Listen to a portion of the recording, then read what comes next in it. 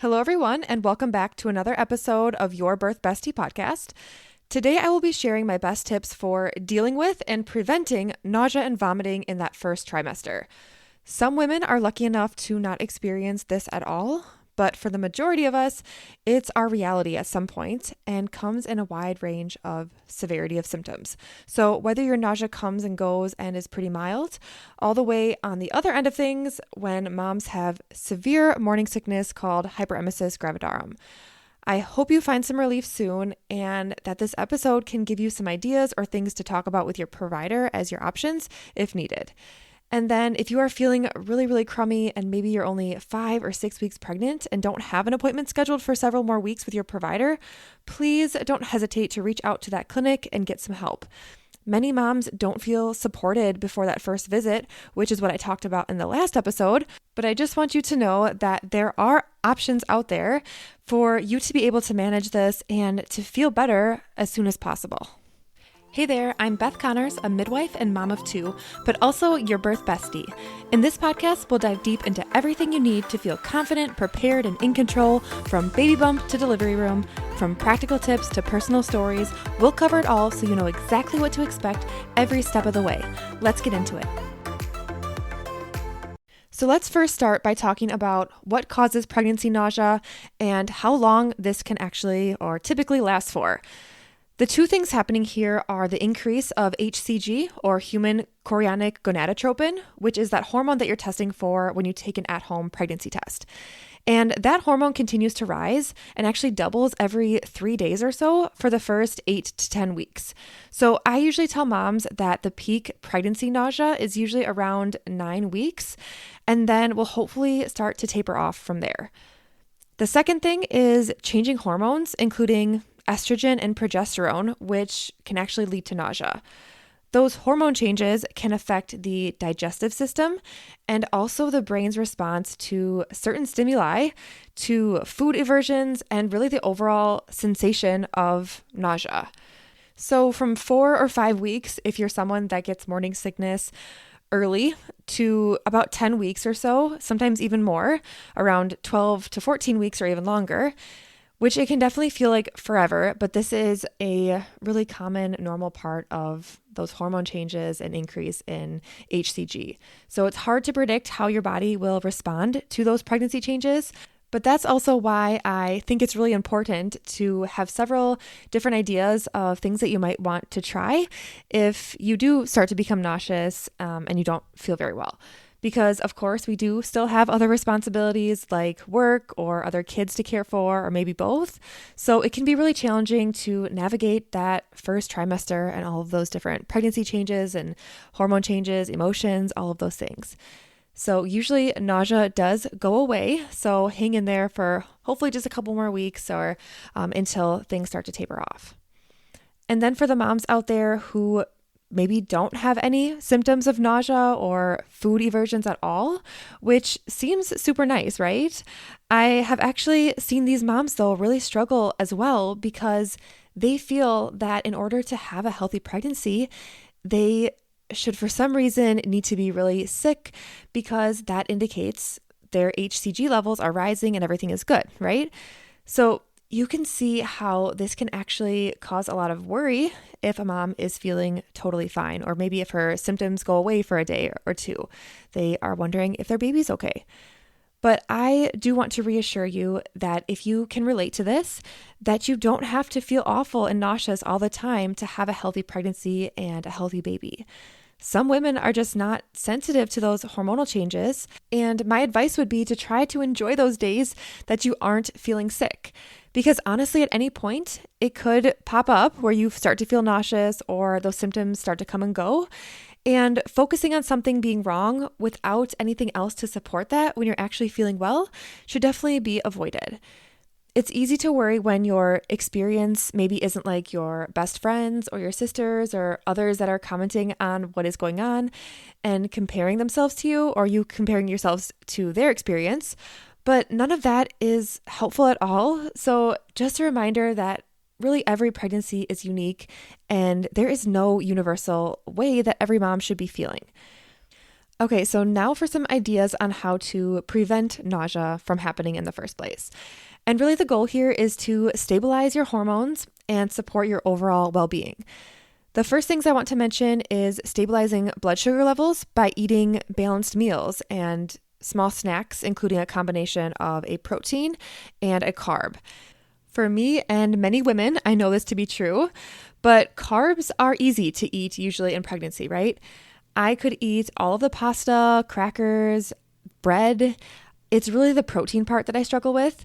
And what I found this pregnancy to help me with that has been putting unflavored collagen or an organic protein powder mix into smoothies.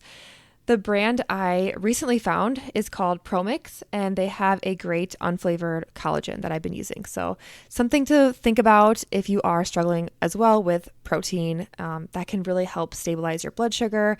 And protein is also just important for a healthy pregnancy.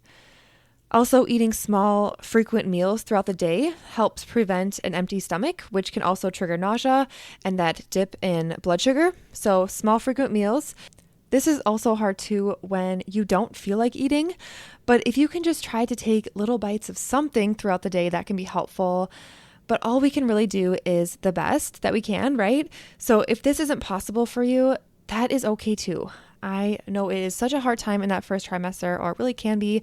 I know I have been struggling myself the last several weeks, definitely looking forward to being 13 weeks next week. And in that second trimester, hoping things are going to start to get better, which they have a little bit, but the nausea isn't completely gone yet. So definitely looking forward to that. I'm doing the same things that you are probably doing, all of these things mentioned in this episode, trying to kind of just cope with what's being thrown at me now. So another idea I have for you is magnesium-rich foods like nuts, seeds, whole grains, and wheat, or supplements that you can take also with magnesium can help with nausea and the digestive system. I have mentioned this brand before, but I take pure encapsulation supplements, and those have worked out great for me. So something to consider if maybe you are looking for a new supplement.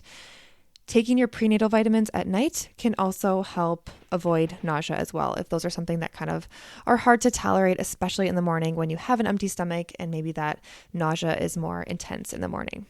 The last thing I wanted to mention too is movement. And we all know how good exercise is for us, but it was definitely the first thing that completely went out the window when I was not feeling great in my first trimester.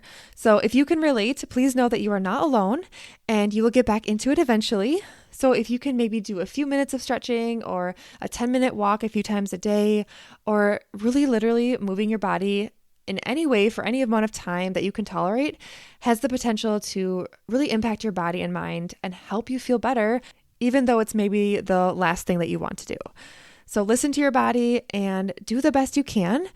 It is all that you can do at this point is, that first trimester survival mode, and that is okay to feel this way and to maybe not be as motivated, but I hope there will be some easier days coming up for you ahead here. These proactive measures that we have been talking about can really help to minimize hormonal fluctuations and provide nutritional support, hopefully helping you have a more comfortable first trimester. And then, despite your efforts to try to prevent nausea, let's talk about ways to treat it once it is something that happens. Everyone has their own opinions and things that work for them, so I will name several of them that seem to work for myself and for many of the women I work with, and you can kind of choose which ones you would like to try. So many moms love those Preggy Pops that you can buy at Target or on Amazon. There's ginger or peppermint lozenges or teas that can help, ginger ale or Sprite, mint or sour candy like Sour Patch Kids. Also, drinking water with lemon in it can be really helpful and refreshing. Chewing gum I have found to be helpful. There are also anti-nausea bands for people that get seasick, and they are called C-bands that use acupressure points in your wrist, and I personally think they work great. So in my opinion, they're definitely worth a try. Some people they don't work for, but it's a very low cost, low intervention kind of thing. So it's worth a try if you are feeling nauseous. And then if these things don't work, you can also talk to your provider about different medications that are offered. The first line that is usually offered is something called diclegis, which is actually a super expensive medication that I am not sure if insurance covers fully. But what it really is a combination of two other pills called Unisom, which is a sleep aid, and vitamin B6. And this is a very inexpensive option that is the same as diclegis and can be effective. So it's just taking those two pills instead of combining them into the one that is diclegis. One downfall is that Unisom can actually make you feel really sleepy because it's a sleep aid, and not everybody loves taking this on a daily basis in order to help their nausea. So something to try and know that is out there, but it might not be the best fit for everyone. If this doesn't work, there are other medications too that can be prescribed. Sometimes it does take time to find a regimen that works for you, and it might even have to be tweaked as pregnancy progresses. So really just communicating with your provider is really important here. And then if things are not going well, you're vomiting all day long, can't keep any food or drink down, you're losing weight, you're dehydrated and fatigued, these are not normal signs. This could actually be severe morning sickness or something called hyperemesis gravidarum that really needs more intensive regimen of medications and support, sometimes hospitalization for IV hydration. Some women, though, will fight through some of these really awful symptoms, but knowing that there is a chance that you could have this condition if these are something that you are experiencing, I think is really important to know about, and making sure that you're seeking care when it's necessary is just important to know for you to get through this maybe really difficult time. Of course, I hope this doesn't happen for you because nobody wants to have to go through these struggles on a day-to-day basis, but finding support to handle the mental aspect of this condition too can be really helpful. Pregnancy can be such an exciting time, but it can absolutely be such a challenging journey too, especially in that first trimester.